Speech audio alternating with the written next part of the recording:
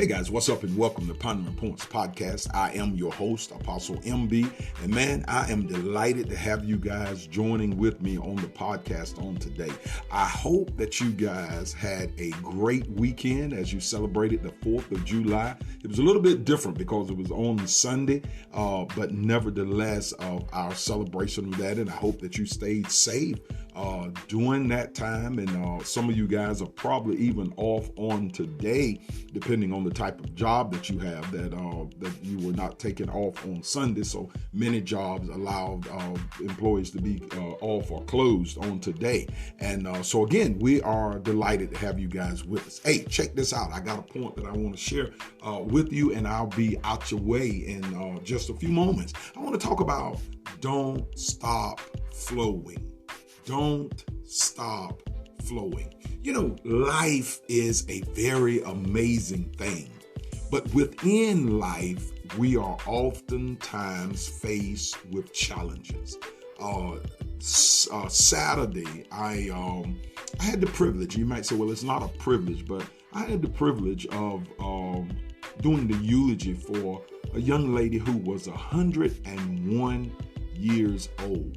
And in that message, I mentioned that in life we experience pain, we experience changes, and we experience challenges. And all of these three things we are assured to have, you know, whether it is the pain of lost loved ones or whatever, you know, pain of losing something.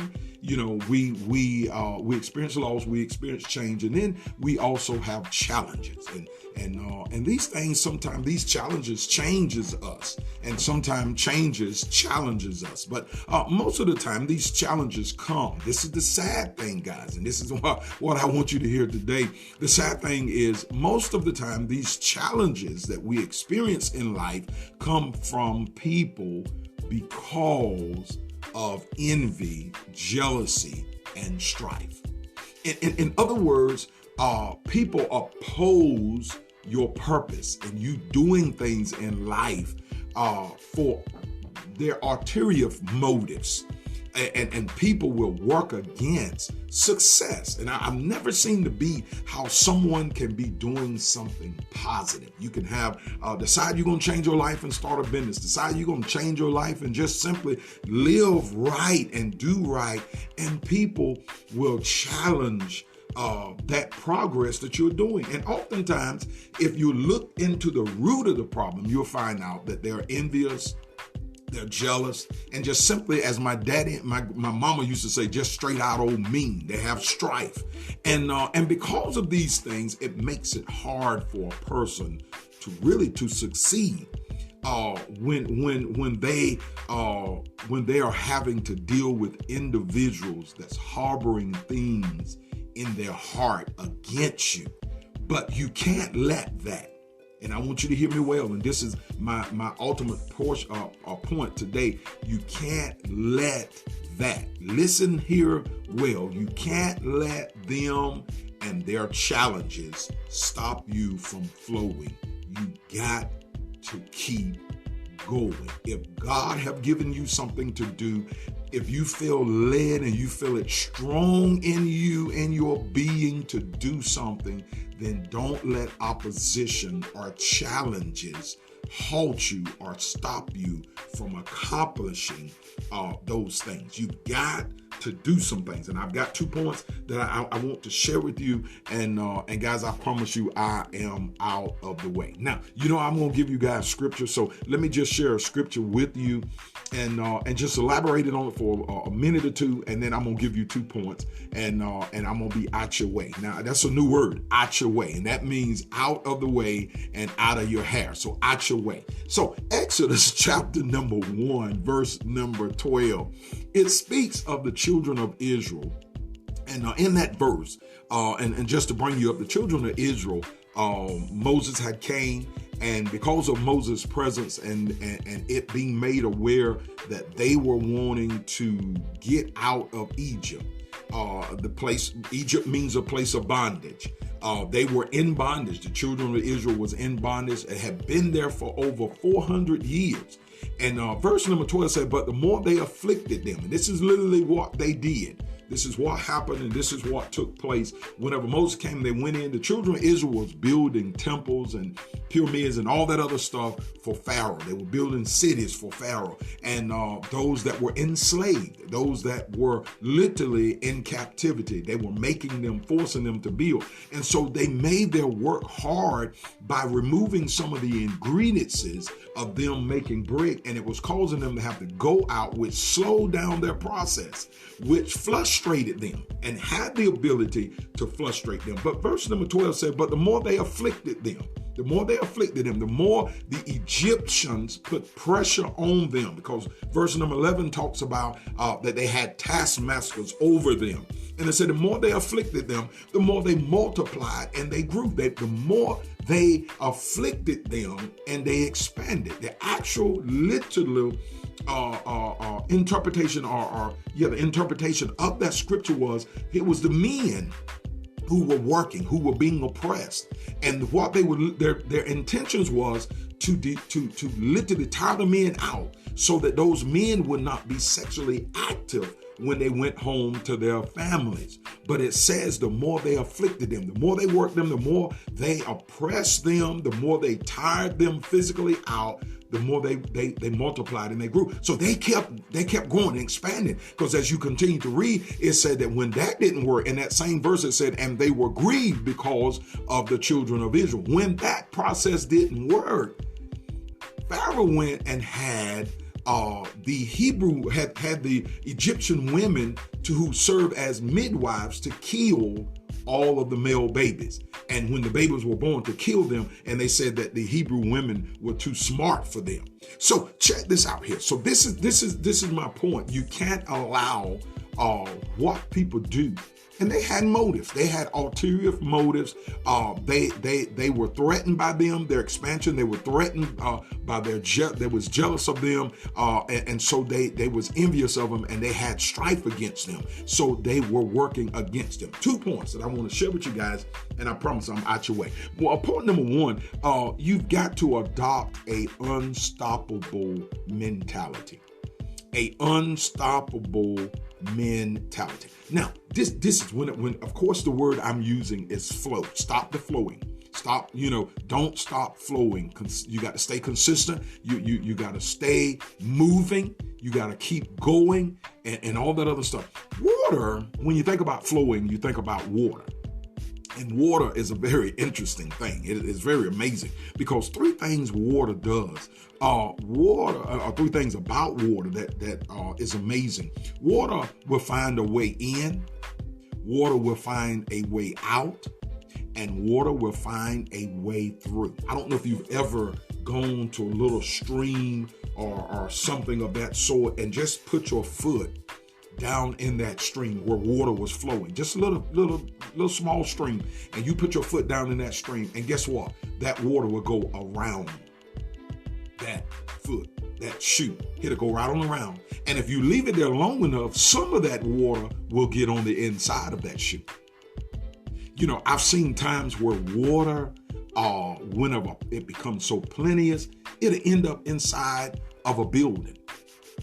And when water overflows, you go and stop your bathtub and turn the water on, and that thing will fill up and it'll overflow onto the floor, and that water will keep expanding and expanding before you know it. And sometimes people never know until they walk up to their front door and they see water coming out. Water has an ability. Why? Because it is unstoppable. Water have so many things have challenged water and water streams, but yet it keeps right on flowing. Guys, we have a whole lot of challenges. We have a whole lot of things that works against us. But if God said it, and if you feel led in it, then don't allow things. Adopt the mentality that I'm going to flow. I'm going to flow. I'm going to flow around it. I'm going to keep right on going through and all that other stuff. Point number 2, we got to figure out a way around it. Learn the value of a detour. Learn the value of a detour. This is point number 2.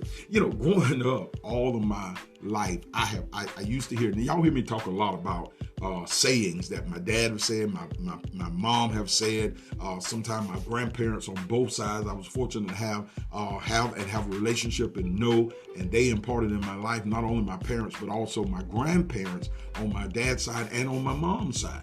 But I used to hear my dad say this so often, and every now and then when I go down and sit and talk with him, I'll hear him mention this again sometime. But growing up, I used to hear him say either of 2 things. He would say, one, that there's more than one way to skin a cat. There was more than one way. And of course, it is a slang saying, because I don't think I've ever seen anyone skin a cat. But he would say there's more than one way to skin a cat.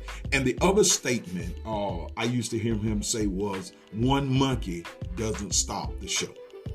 In other words, you've got to figure out. Now, point number 1, I said, you've got to have an unstoppable mentality. Point number 2, you got to figure out a way around it. Believe this or not, but sometimes when things come to a place that it needs to happen, sometimes people who are vitally needed will on purpose sabotage the operation. I probably need to just say that one more time. Sometimes people, when times come, when it's time for the show to start, sometimes the very key people who have practiced, who have been there doing all of the rehearsal times and all that other stuff, but when the key moment comes that the show must start, every now and then the very key people, the ones that are very much needed, will not show up. That is a sabotage spirit. That is an intentional thing. And this is the principle behind those 2 statements that my father used to make, and I've heard other people say.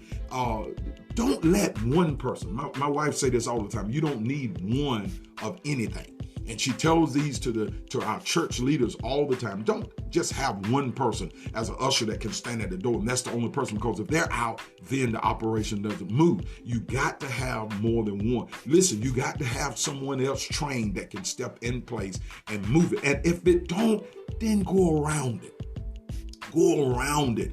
Listen, it might take a little bit longer to get there. This is where you learn the art of, or the value of detour.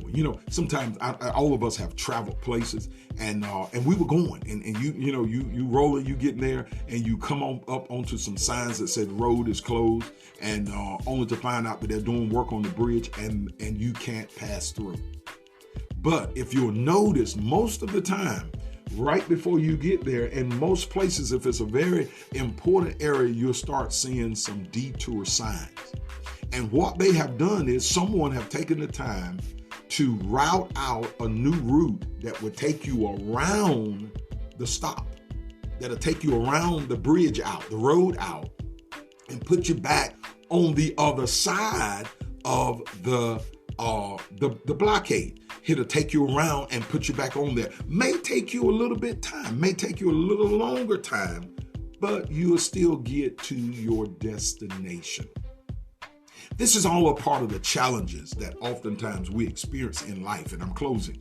This is part of the challenge that we often experience in life. And this is when people on purpose decide that they're going to throw a monkey wrench. They're going to be that one person that decides, I'm the monkey, and I'm not going to show up. And listen, in hopes that it's going to destroy the process. But you got to work around it, guys. So point number 1, you got to adopt the unstoppable mentality. And point number 2, you got to just work around. Know the value of that detour. Get on around it and keep going.